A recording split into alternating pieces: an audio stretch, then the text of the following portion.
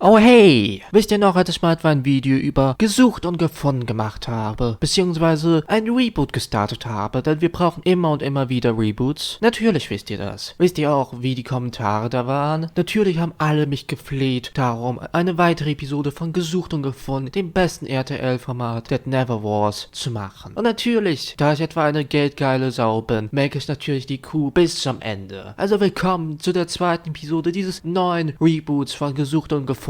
Heute widmen wir uns einer der Nintendo-Ikonen, die aus dem Mix verschwunden ist. Natürlich rede ich etwa von Luigi Vanguti. Was mit diesem passiert ist, wo er ist, wer er ist und so weiter, werde ich und mein Co-Moderator Jürgen Taros natürlich berichten. Aber zuerst mal zur Werbung und oh mein Gott, NordVPN ist die beste VPN ever. Wolltet ihr schon immer eine super gute VPN haben? Random. Bitte hör auf mit dieser verfickten Scheiße. Na gut, Klein Timmy. Na gut.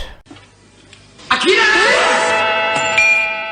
Natürlich, wie auch beim vorherigen Wo ist der? Haben wir etwa einen natürlich fantastischen Eisberg für euch gebracht. Tier 1. Wii U. Wie wir alle wissen, Luigi ist eine Wii U.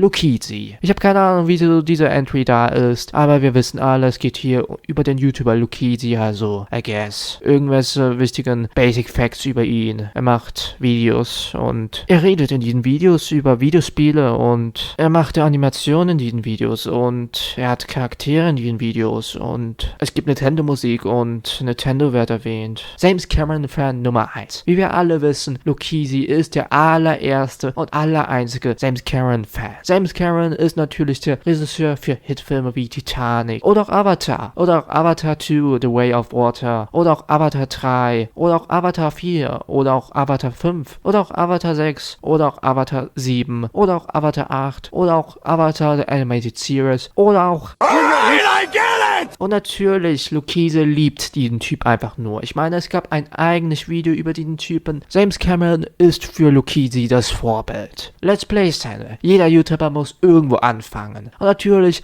musste auch etwa so eine Legende wie Luigi irgendwo anfangen. Und wo hat er natürlich angefangen? Natürlich mit Let's Plays. So hatte er für eine lange Zeit ein Let's Play-Szene, wo er etwa zahlreiche Spiele Let's Played hat. Das war eigentlich etwa eine Lüge, er hat einfach nur irgendwie Nintendo-Spiele Let's Play, glaube ich. Keine Ahnung, ich mache doch etwa nicht die Research für so ein Video. Klein Timmy Statement. Natürlich, unser Lieblingssport hat etwa ein Statement zu Luigi abgegeben. Ich bitte dich, Klein Timmy, den Raum zu betreten. Ja, also danke schön, dass Sie etwa zu meiner Präsentation gekommen sind. Ich hasse Luigi, er ist der schlimmste Typ ever. Und außerdem bin ich ein größter Hater und außerdem fick dich random, du bist auch ein Arsch. Vielen Dank für meine Präsentation. Nightmare on Me Street. Bei Nightmare on Me Street handelt es sich um den einzigen und ersten Luigi-Horrorfilm. Luigi hat auf einen anderen Horrorfilm gemacht und es ist eine Parodie auf Ash und nicht Nightmare on Elm Street. Halt die Klappe, Nerd-Fred. Aber, halt einfach deine Klappe. Skibidi Crossover. Was erwartet ihr? Soll ich dazu noch mehr sagen? Der Name erklärt's doch. Tier 3. Bandesport Theory. Diese Theorie ist eine sehr, sehr krasse Theorie. Und als ich diese zum ersten Mal auf einen TikTok bei meinem TikToker Theorienaussage gehört habe, musste ich etwa wirklich schmunzeln und weinen. In dieser Theorie wird etwa besagt, dass Luigi und Bernd das Brot eigentlich dieselbe Person sind. Aber das kann doch nicht etwa stimmen. Hier kommen wir etwa zum Knaller. Habt ihr jemals Luigi und Bernd das Brot im selben Raum gesehen? Nein? Ja, siehst du doch, wenn die noch niemals im selben Raum gewesen waren. Wie können die etwa dieselbe Person sein? Wie können die etwa nicht dieselbe Person sein? Ich meine, guck dir mal an, wie Luigi etwa aussieht. Das ist eine Wii U, ein Wii U-Kopf. Ja und? Aber so ein Wii U-Kopf und so ein Bernd das Brot umgedreht ergeben etwa dieselbe Form oder eine sehr ähnliche Form. Ich weiß nicht, wie die das gemacht haben, aber das muss etwa was da stimmen. Also krasse Theorie auf jeden Fall. Es ist nur eine Spekulation. Bitte mich nicht anzeigen. Aber ich denke, das ruiniert eure Kindheit wirklich für immer. Die Lore. Und zu guter Letzt ein wichtiger Keypoint, ein wichtiger Selling Point für Luigi. Die gigantische Lore. Und diese Lore aufzuzählen oder zu erklären, wird etwa ein eigenes Video, einen eigenen Deep Dive brauchen. Also werde ich mir das etwa für einen möglichsten zweiten Teil aufsparen. Hehehe. Irgendwie muss es ja daraus irgendwas melken.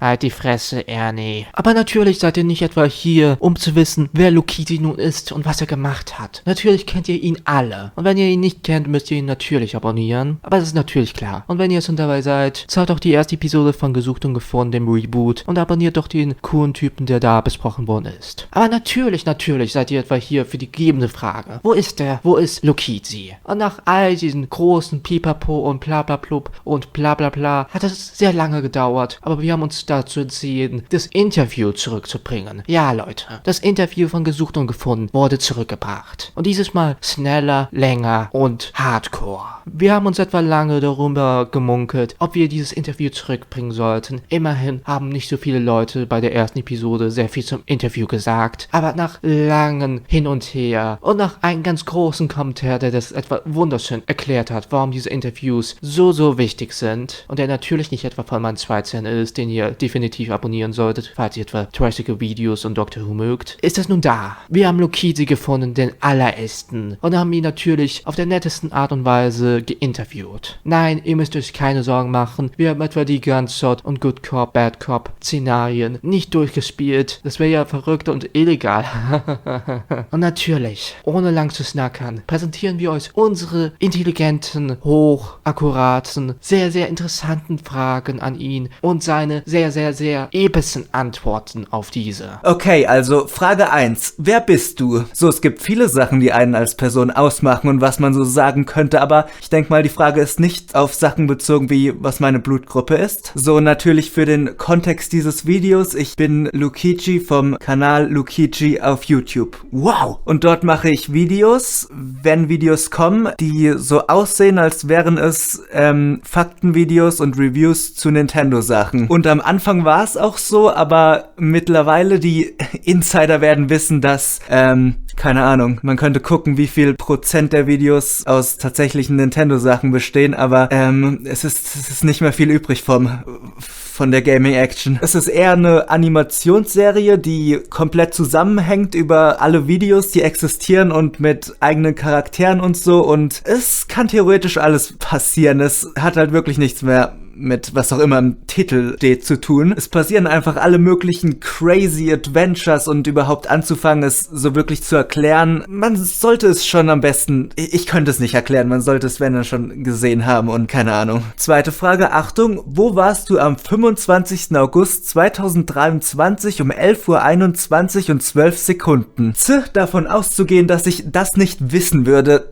2023 um 20:12 und 5 Sekunden. Dieses Bild werde ich den werten Random Joke schicken, und der wird es bestimmt hier gerade einblenden. Und ja, es ist ein epischer Shot von einer kratzenden Katze, was soll ich sagen? Ja, ein bisschen Kratze, bisschen Flöhe, bisschen Läuse, bisschen Seuche, so. Ja, das ist natürlich nicht die genaue Uhrzeit, aber wenn ich so zurückscrolle, ich bin mir ziemlich sicher, dass vorher noch Besuch bei mir da war und die Person dann an dem Vortag weggefahren ist und, keine Ahnung, da hatten wir vorher noch mit den Katzen gespielt und die gefüttert oder so. Dann habe ich noch dieses Bild gemacht und dieses epische Erinnerungsfoto. Frage 3. Wofür bist du bekannt? In der zweiten Liga vom Hamburger Tischtennisverein bin ich zum Beispiel bekannt unter dem Pseudonym Let's Play Markus. Oh mein Gott, der fragt sich warum.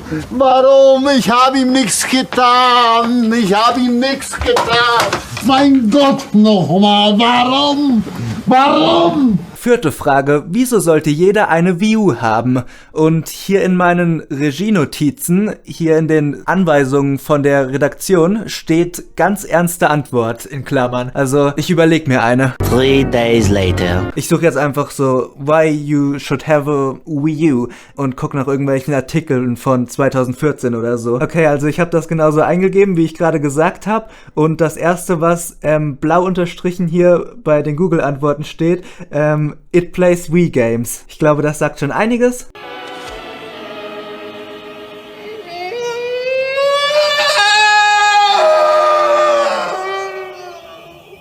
Hier, perfekt, genau das, was ich suche. IGN von dem 24.11.2014. 5 Reasons Wii U is worth owning. Ja, also natürlich meine Worte jetzt, nicht die Worte von José Otero. Der erste Grund hier ist scheinbar einfach nur Super Smash Bros., Wii U's biggest game. Ja, das Problem ist natürlich, dass es da vielleicht etwas Ultimatives zu dieser Reihe auf der Switch gibt. Deswegen, ich kenne beide Spiele. Ich muss überlegen. Die Kämpfer-Trophäen, also Grund 1, die exklusiven Kämpfer-Trophäen von diesem speziellen Wii U-Spiel. Ja, dritter Punkt, glaube ich, die großen Spiele sind mittlerweile released. So Sachen wie hier kommt natürlich gleich als erstes Mario Kart 8, was es hat einen exklusiven Battle-Mode, der komplett anders da von der Switch-Version ist. Also definitiv auch ein sehr beliebter Mode, so viel ich weiß. Also der letzte Punkt ist Zelda and a Promising Future. Und da geht's um Breath of the Wild, was nicht auf anderen Konsolen zu kriegen ist. Es gibt's nur auf der Wii U. Also wer jetzt nicht zuschlägt, cringe. Frage 5. Was hast du in deiner Abwesenheit gemacht? Also ich habe auf keinen Fall aufgehört mit YouTube und auch nicht mit dem Kanal und alles. Ich würde nicht einfach so aufhören, ohne es Leute wissen zu lassen, dass ich für längere Zeiten verschwinde, sehr lange Zeiten, das kann passieren, aber ich würde nicht einfach so komplett aufhören, wissentlich, ohne irgendwas zu sagen. Und ich habe definitiv auch weitergearbeitet an Videos wie Cartridge War Part 3. Und es ist zum einen natürlich, man kennt es, viel Real-Life-Stuff dazwischen gekommen. Und ich arbeite an anderen Projekten momentan an einer sehr großen Sache, die, wenn es soweit ist, werde ich auf jeden Fall auch bei den Luigi-Accounts und so was dazu schreiben. Aber es ist eben abseits von dem Kanal. Aber theoretisch Leute, die die Animation und alles mögen, für die könnte es ganz interessant sein. Ich habe auf jeden Fall, was ich mit relativ gutem Gewissen sagen kann, nie aufgehört, irgendwie kreativ an Sachen zu arbeiten, an Projekten. Ich habe nicht irgendwie einfach mich mit einer Tüte Chips hingesetzt und Captain Toad in Sonic Adventure 2 gesucht. Also es sind mehrere Sachen noch in Arbeit und es wird auch weitergehen. Also geduldet euch noch länger, bitte. Danke. Und die 6. Frage, wann kann man deine Rückkehr erwarten? Dieses Jahr auf jeden Fall. Mehr kann ich nicht sagen. Irgendwann dieses Jahr wird man auf jeden Fall Sachen von mir hören. Und die 7. und letzte Frage, was sagst du zu den Miyamoto-Beschwerden? Ja, viele haben ja in den letzten Tagen bestimmt das Drama mitgekriegt um Miyamoto.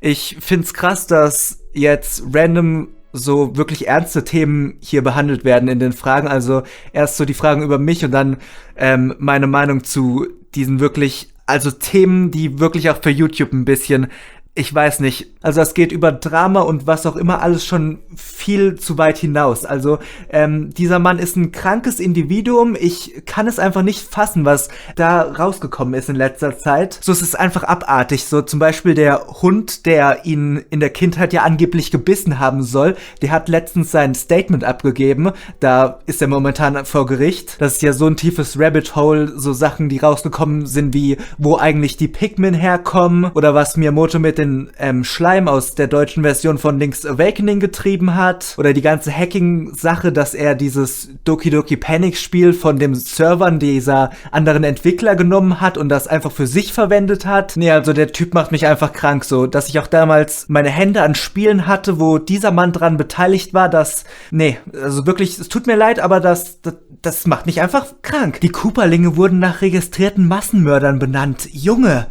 Yay, ich weiß nicht, ob ich noch irgendwas am Ende hier sagen soll, aber ich find's crazy, dass dieses Video überhaupt gemacht wird und dass es existieren wird. Ich fühle mich auf jeden Fall sehr geehrt und deswegen vielen Dank, dass ich dabei sein durfte an den werten Random Joke natürlich. Und ja, macht's gut. Kauft euch eine Wii U, Nintendos erste Full HD Konsole in 1080p. What the fuck?